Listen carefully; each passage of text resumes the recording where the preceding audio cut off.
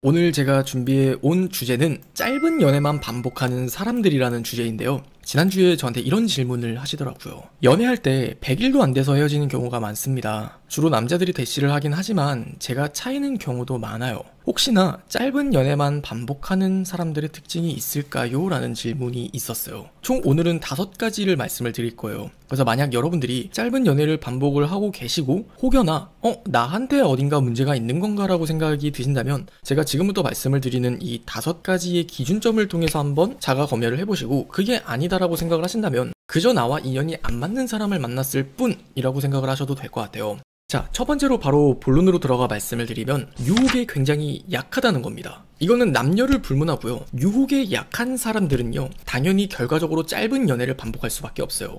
이 유혹에 약하다는 거는 단순히 남자라는 어떤 유혹에 약하다는 어떤 상징적인 의미를 갖는 게 아니라 친구에게 되게 어떤 유혹에 약할 수도 있고요. 혹은 술자리의 유혹에 약할 수도 있는 거고, 혹은 내가 그 순간에 어떤 감정에 되게 충실해서 뭔가 지금은 쉬고 싶다, 뭔가 안 하고 싶다, 나 지금 연락하고 싶지 않다, 그냥 가만히 뭔가 잠수를 타고 싶다 등 내가 감정적인 어떤 충동이 드는 것들은 즉 유혹입니다. 그런 것들에 약한 사람들은요, 그 과정에서 감정적으로 굴 수밖에 없게 돼요. 근데 우리가 너무나 당연하게 생각을 해보면 관계라는 건요, 사람과 사람 사이에 져야 되는 어떤 존중이나 예의이자 책임져야 되는 어떤 최소한의 노력이라는 게 있어야 되는 거예요. 만약 여러분이 반대로 유혹에 너무 약하다면은 나는 지금 친구를 만나서 노는 게 지금 나한테는 너무 중요한 일인 것 같은데, 나는 그냥 지금 너랑 연락을 하고 싶지 않고 내 시간을 보내고 싶은데 등 그 순간에 내가 하고자 하는 것들에 대한 유혹에 너무 매몰이 되어버리게 되면은 내 남자친구의 존재가 때로는 귀찮아집니다. 혹은 반대로 나한테 어떠한 문제가 생겨서 그 사람과의 어떤 다툼이나 혹은 반복되는 갈등들을 통해서 우리는 그냥 너무 다른 사람인 것 같아, 그냥 헤어지는 게 맞는 것 같아라는 결과론적인 이별을 낳게 된다는 거예요. 두 번째로 말씀을 드리고 싶은 부분은 현재가 아니라 자꾸 과거에 머무르는 사람이다 라고 정리를 하고 싶어요. 이건 굉장히 범용적인 말인데 구체적인 예시를 좀 들어드릴게요. 자, 현재가 아닌 자꾸 과거에 머무르는 사람들의 특징 중 하나는 전 남자친구를 못 잊는다라는 것들을 예로 들 수가 있을 것 같아요.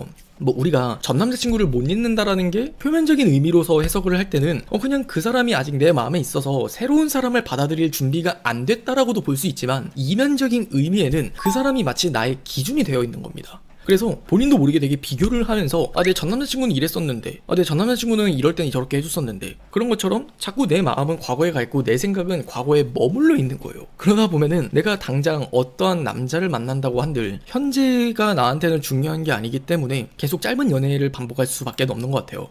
그리고 세 번째는 비교의식이 강한 사람이라고 저는 말씀을 드리고 싶어요. 우유부단함이라고도 얘기를 할 수 있을 것 같은데, 실제로 많은 여성분들이 그런 얘기를 해요. 어떤 남자를 만나는 게 좋은 남자일까요? 라든지 지금 연락하는 남자가 이런 남자인데 과연 이 남자를 만나는 게 옳은 걸까요? 라면서 내가 만나는 사람임에도 불구하고 내 친구한테 물어보거나 혹은 제3자, 나와 전혀 상관이 없는 사람한테 이 연애를 하는 게 맞는 건지에 대해서 이야기를 하는 경우가 있어요. 근데 그 안에 본질에는 비교의식이라는 게 너무나 크게 자리 잡기 때문이거든요. 내가 지금 이 사람과 연애를 선택하는 것이 선택하지 않는 것보다 더 나은 걸까, 더 낫지 않는 걸까, 계속 끊임없이 어떠한 기준과 비교를 하게 되는 겁니다.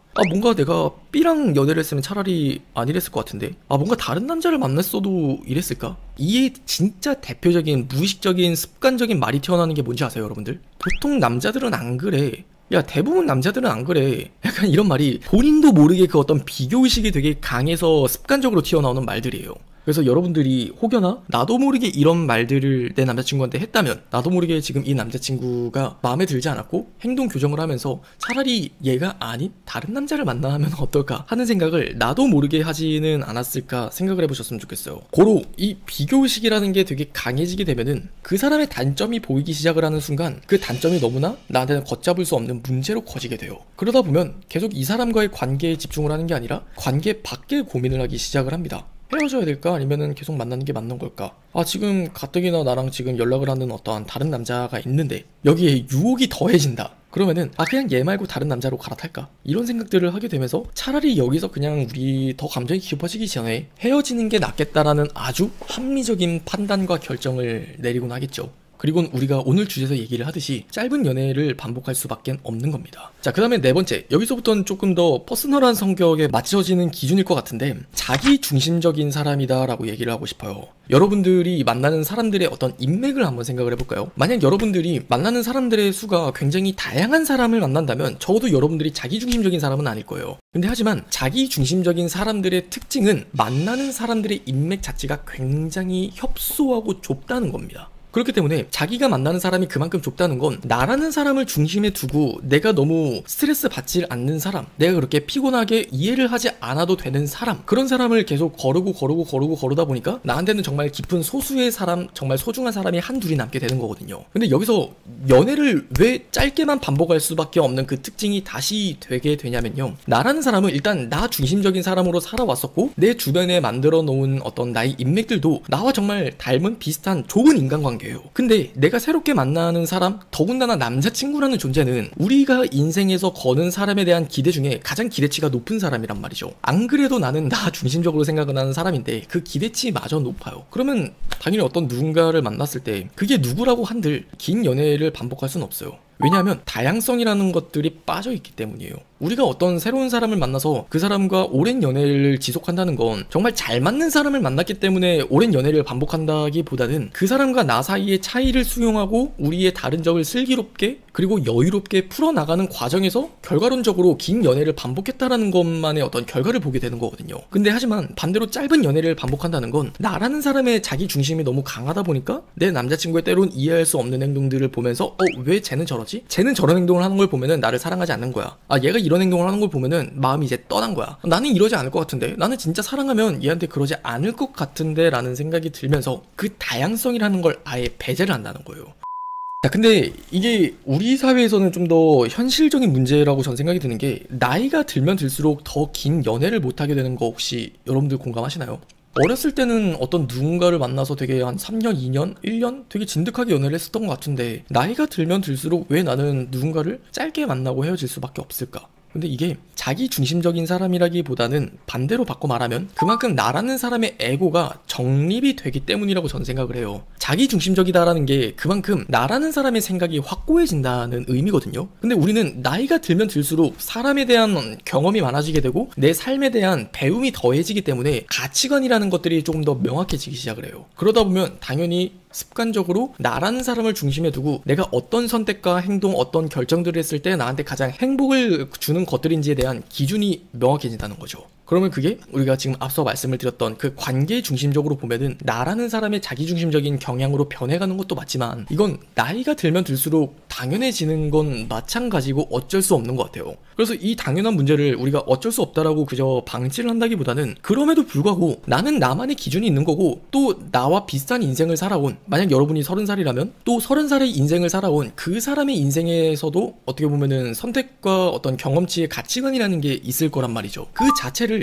존중해 줄 수 있냐 없냐의 문제로 귀결이 되게 돼요. 그래서 그냥 무조건 내가 맞다, 쟤는 틀렸다 이 문제가 아니라 이렇게 한번 생각을 해보셨으면 좋겠어요. 여러분들이 만약 30살이 된 시점에서 누군가를 좋아하게 됐을 때 그땐 당연히 의심부터 들 거예요. 이 사람이 정말 좋은 사람을 만난 걸까? 이 사람은 나를 가볍게 생각을 하지 않는 걸까? 그 의심으로 시작이 되는 게 모든 연애의 시작이지만 그래도 여러분이 어떤 누군가를 한 달을 만나보고 정말 이 사람은 괜찮은 사람이다라는 것들을 충분히 합리적인 이성적 판단 하에 느꼈다라면 그건 맞는 거거든요. 그러면 이렇게 생각을 해보자는 거예요. 여러분이 좋아한 사람이기 때문에 그 사람도 그만큼 인생을 충실하게 살아온 사람이고 인생을 헛되이 개판으로 살아온 사람을 여러분이 당연히 좋아하진 않을 거란 말이죠. 여러분이 좋아하는 사람인데 어떻게 개판으로 살아온 인생을 살아왔겠어요. 그 자체만으로도 존중을 해줄 충분한 반증이 된다는 거예요. 근데 거기서 나는 그렇게 하지 않을 것 같은데 라는 어떤 나만의 기준으로 그 사람을 재단하고 계속 판단을 짓게 되면은 만날 수 있는 사람이 없어요. 그냥 내가 좋아하는 사람이니까 이 사람도 이 사람의 어떤 합리적인 어떤 선택과 합리적인 어떤 판단으로 인해서 되게 최선의 행동들을 하겠지, 그 자체를 존중해 줄 수 있는 태도가 20대 후반에 30대 초반에 들어서는 어떤 우리가 MZ세대가 가져야 되는 교양이 아닐까 싶어요.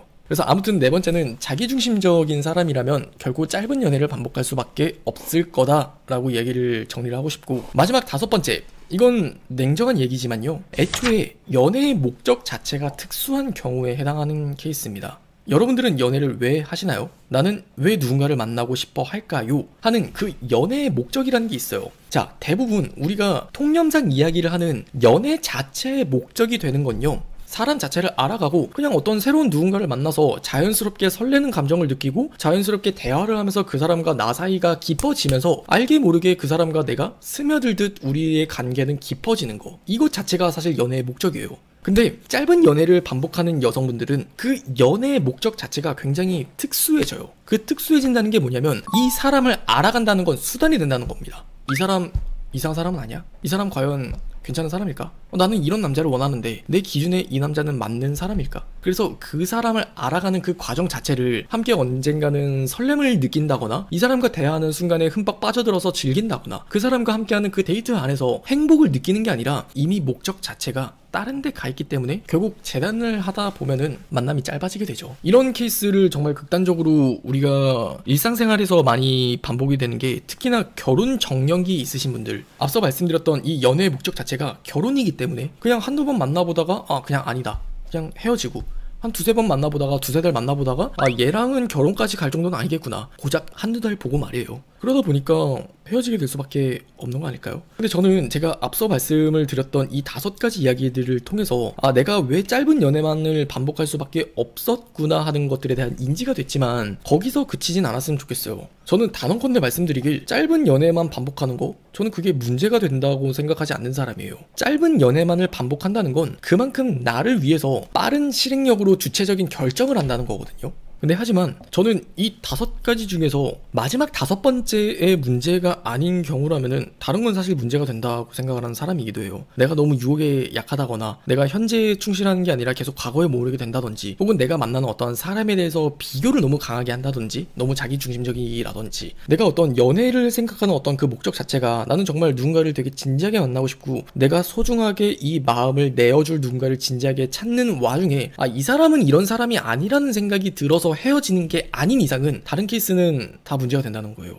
그래서 오늘 영상의 이야기가 그저 그냥 짧은 연애만을 반복하는 게 이건 문제구나 하고 받아들이시는 어떤 단편적인 시각이 되시기보다는, 난 나름대로 어떤 나의 연애의 목적 자체가 특수하다면 짧은 연애를 반복하는 게 괜찮을 수는 있지만 그래도 나머지 케이스에서는 내가 어느 부분 이거는 내가 고쳐야 되는 부분이 있겠구나 하는 자기 객관화가 될 수 있는 컨텐츠가 됐으면 좋겠어요.